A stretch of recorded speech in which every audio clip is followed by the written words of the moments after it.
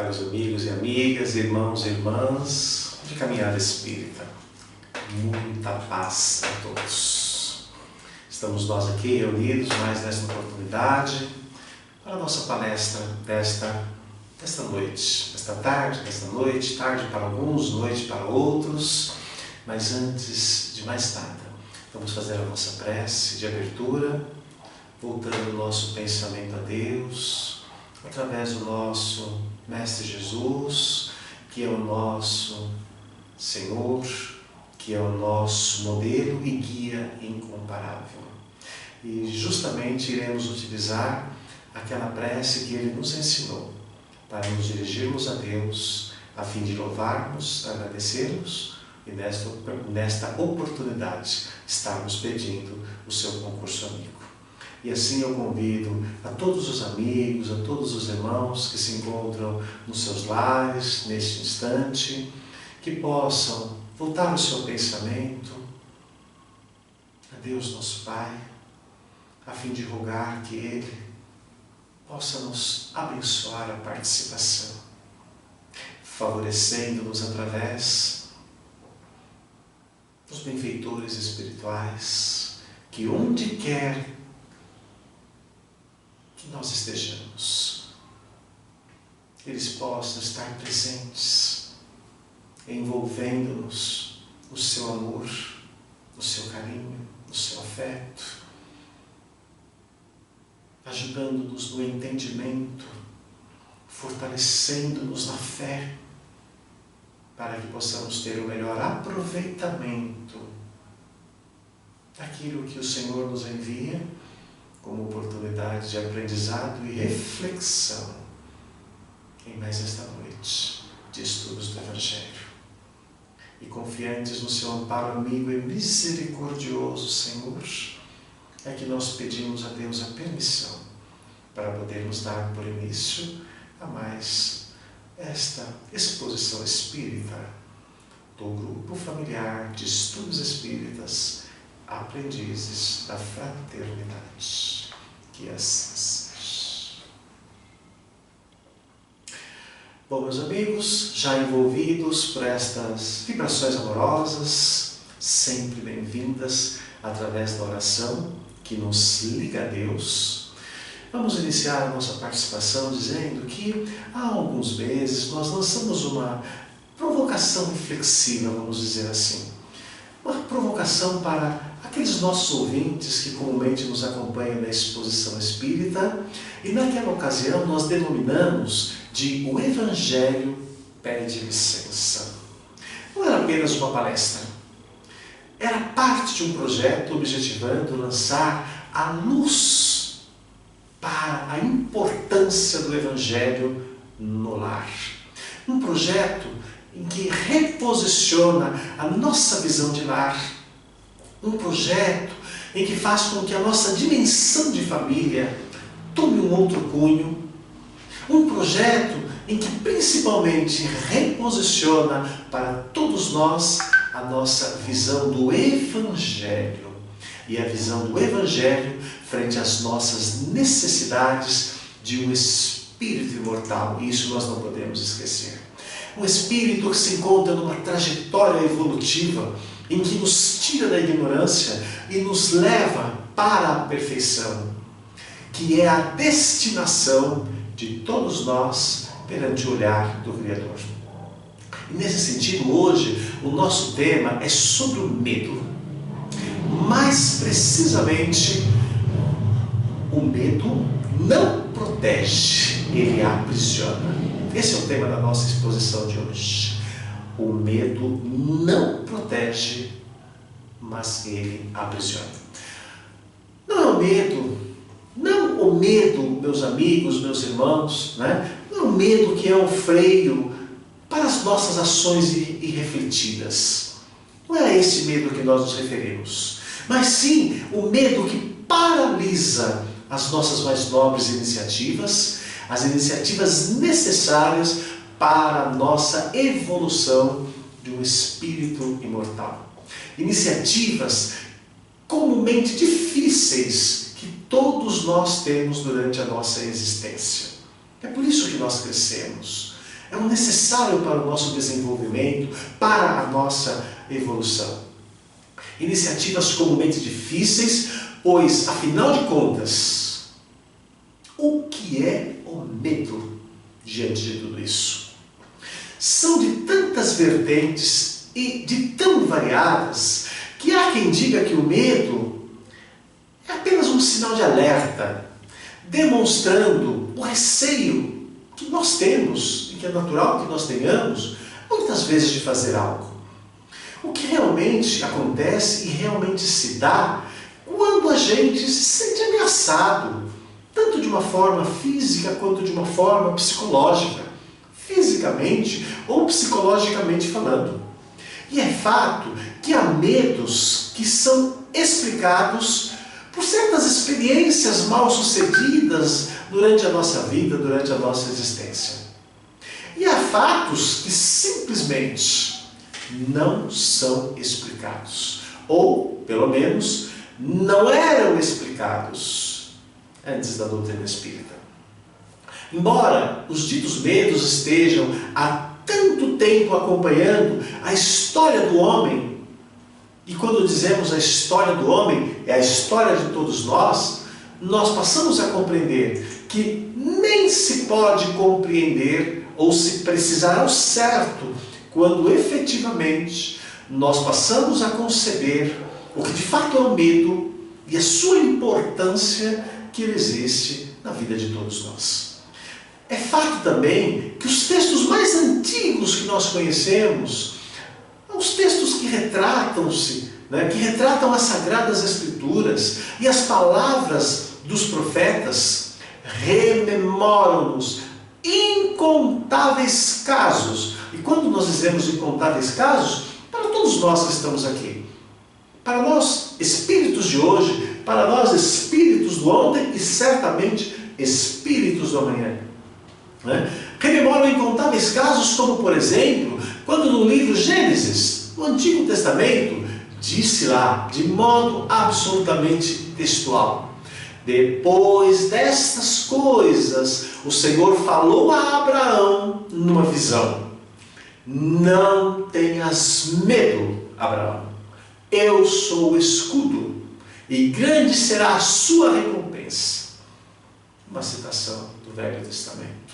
Ou então, quando nós vamos encontrar, também no Velho Testamento, quando Moisés diz ao povo: não tenham medo, Deus veio prová-los, para que o temor de Deus esteja em vocês, e os livre de pecar, e os livre do pecado, conforme nós poderemos encontrar isso no livro Êxodo.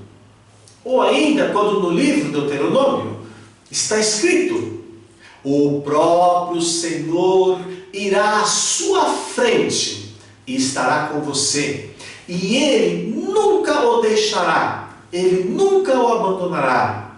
Não tenhais medo por isso.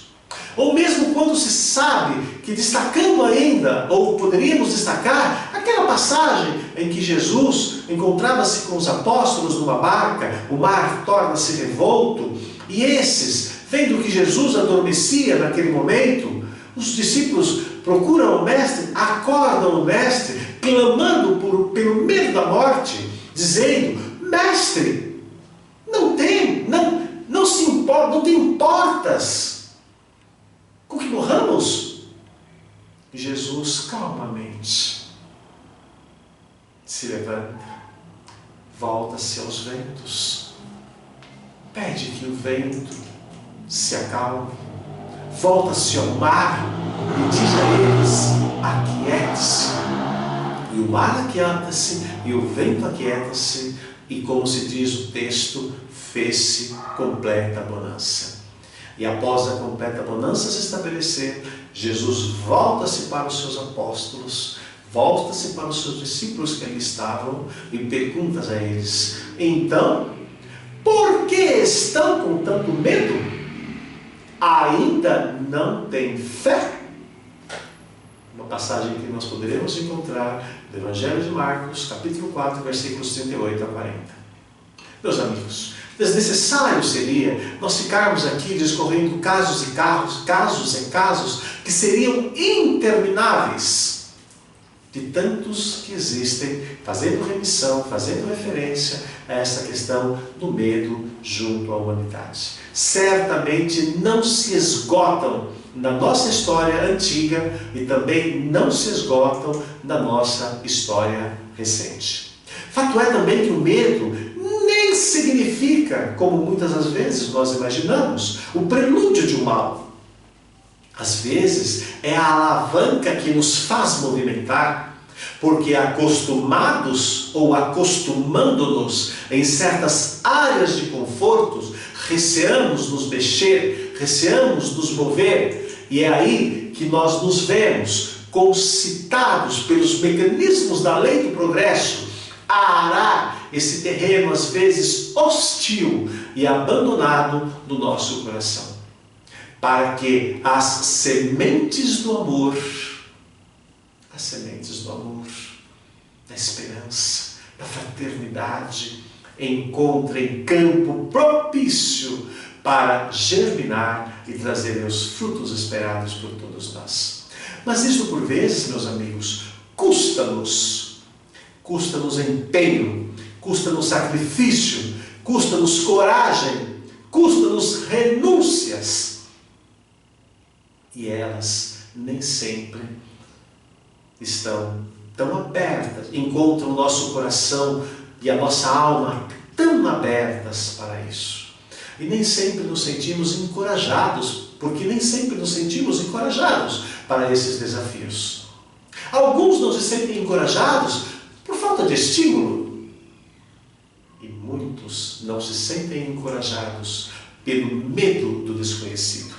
O medo do que nos coloca diante das construções nem sempre louváveis do nosso passado. Aquelas construções que a gente prefere que fiquem adormecidas na nossa alma, em face de fatos delituosos e infelizes dos nossos tempos de maior ignorância. Mas, se para alguns sobram receios, dúvidas e inseguranças, e outros são tomados pelos mais variados medos diante dos desafios da vida, é fato que todos nós que um dia conhecemos a Jesus, através da sua obra imortalizada, através do seu Evangelho, que é a boa nova para todos nós, a boa nova para esta humanidade, todos nós temos os motivos, ou melhor, todos os motivos para não recear mal algum. Porque já nos reconhecemos como filhos do Deus Altíssimo, que é um Pai soberanamente justo, bom e misericordioso. Um Pai que, como apregoado pelos profetas, por todos os profetas da antiguidade, é um Pai zeloso, ainda que naquela época não se compreendesse bem o que constitui esse zelo de Deus. E ainda que passados esses milênios que nos separam daqueles tempos distantes, talvez nem nós mesmos compreendamos da sua dimensão soberana, mas é fato que Jesus o apresentou como a nenhum outro até agora para esta humanidade. E é exatamente a partir de tudo aquilo que ocorreu com Jesus que temos a noção exata de que se o Pai nos envia sofrimentos, é porque Ele nos ama e faz dessas adversidades, chamemos assim, alavancas para o nosso progresso. E se Ele nos envia desafios, é porque Ele sabe que nós poderemos superar, que nós sairemos renovados. Mas para muitos era pouco compreender a Deus a partir da dimensão dos seus atributos. Não se fazia suficiente para justificar o aparentemente injustificável. Adormecidos que muitas das vezes estamos nas nossas lembranças do passado, o sofrimento sempre se apresentou para nós como algo não justificável para a nossa realidade do presente. diante dos nossos tímidos esforços, que parecem sempre maiores do que realmente são. Mas foi o próprio Cristo quem nos assegurou que rogaria ao Pai que nos enviasse um outro Consolador, que pudesse permanecer eternamente com a humanidade, e não simplesmente renovar a consolação, mas sim esclarecer. E é o que se faz através da doutrina espírita. O que se fazia de necessidade para a nossa libertação do que de fato é o sofrimento. E é nesse sentido que quando os espíritos superiores apresentam para nós a doutrina espírita, apresentam para a humanidade, eles fazem-nos ver que as dificuldades nada mais são do que desafios e oportunidades de crescimento espiritual.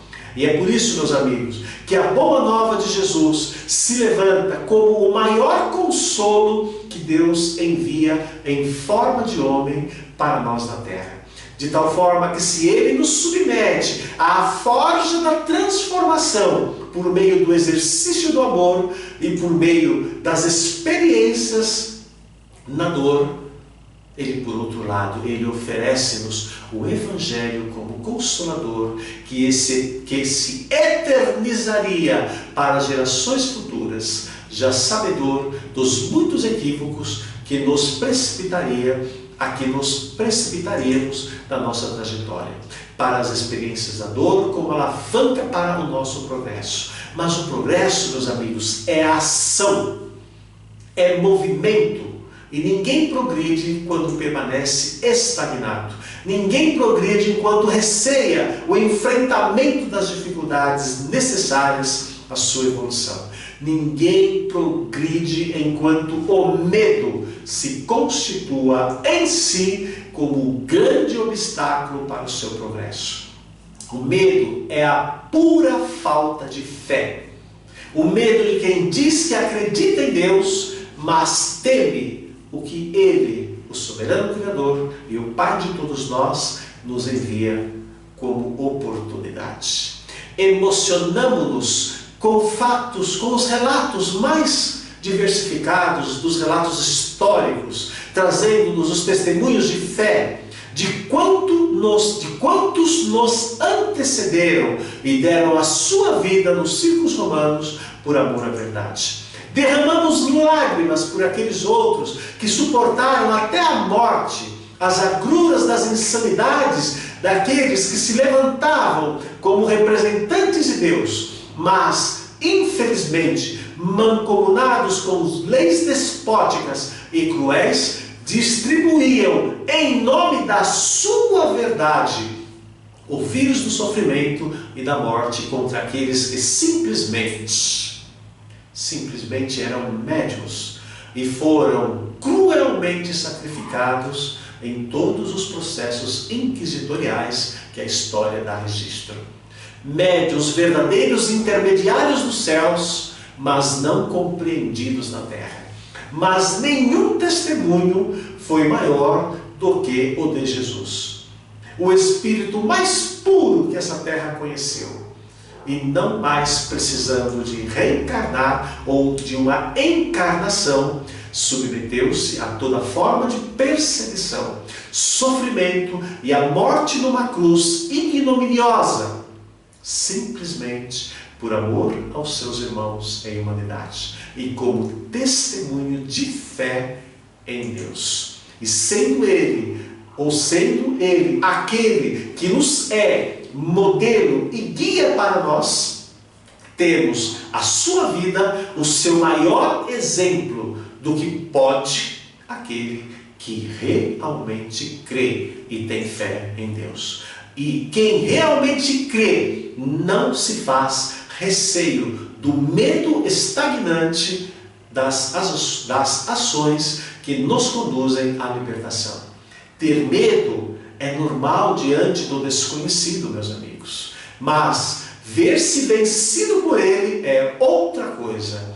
E bem por isso Jesus cuidou de ressaltar que a fé remove montanhas, mas só a fé verdadeira A fé fundamentada na razão, a fé fundamentada na lógica e no bom senso. A fé fundamentada na certeza de que o amor de Deus nos provê de tudo quanto necessitamos para chegarmos à perfeição. Um amor que muitas vezes nos provê com experiências na dor e no sofrimento como prova ou como expiação libertária, mas jamais como castigo vulgar por nós seres ainda imperfeitos na terra. Portanto, meus irmãos, minhas irmãs, meus amigos e minhas amigas, medos todos temos, mas o que nos diferencia e nos habilita a planos maiores de felicidade nesse concerto dos mundos criados por Deus é o modo como nós encaramos nossos medos a partir da fé que temos em Deus. Porque, em verdade, se o medo para alguns é medida impeditiva para o cometimento de desatinos, para muitos o medo se levanta como justificativa para nossa inércia diante de oportunidades necessárias à realização das obras a que somos chamados pela lei do progresso e pela divina providência. Mas, como já dito, não há progresso na inércia. E bem disse Jesus, a fé sem obras é morta. Pensemos nisto, meus irmãos, para racionalizar nossos medos. Porque ninguém há que tenha saído desta terra vencedor sem enfrentar os medos que se levantam como fantasmas na nossa própria consciência. E seguramente estes medos da consciência, estes fantasmas da consciência, são os piores medos que temos. Por quê? Porque eles nos acompanham mesmo depois da morte. Bendita a doutrina espírita que se levanta para nós como o melhor recurso analítico e interpretativo do que se passa conosco e dos medos que agasalhamos no fundo de nossas almas. Bendita esta doutrina espírita, mostrando-nos que tudo quanto se passa na nossa vida, justificam-se os nossos sofrimentos no presente a partir das nossas ações infelizes no nosso passado. E na mesma medida asseguram que a nossa felicidade futura só depende única e exclusivamente de nossas melhores escolhas nas ações do nosso presente. Bendita esta doutrina que nos ajuda à compreensão de que nem toda a felicidade do presente é garantia da felicidade no futuro. Bendita esta doutrina que reafirma para todos nós os ensinamentos imorredouros de Jesus, que fez do sofrimento testemunho de fé e testemunho de amor. Então, se te afirmas que crê em Deus, se nos afirmamos que cremos em Deus, a grande pergunta é: tens fé ou simplesmente crês? Porque nem todo aquele que crê tem fé suficiente para vencer os fantasmas, os medos que se levantam dos fantasmas na sua vida. Que possamos compreender esta provocação reflexiva, procurando trazer todos nós para o que é essencial. E o essencial, meus amigos, se acreditamos em Deus, é levantarmos a fé suficiente na certeza de que tudo aquilo que Deus nos proporciona é aquilo que nós precisamos. Que Jesus abençoe a todos, tenham muita paz nos vossos corações e até uma próxima oportunidade, se Deus assim permitir. Uma boa noite a todos e até a próxima oportunidade.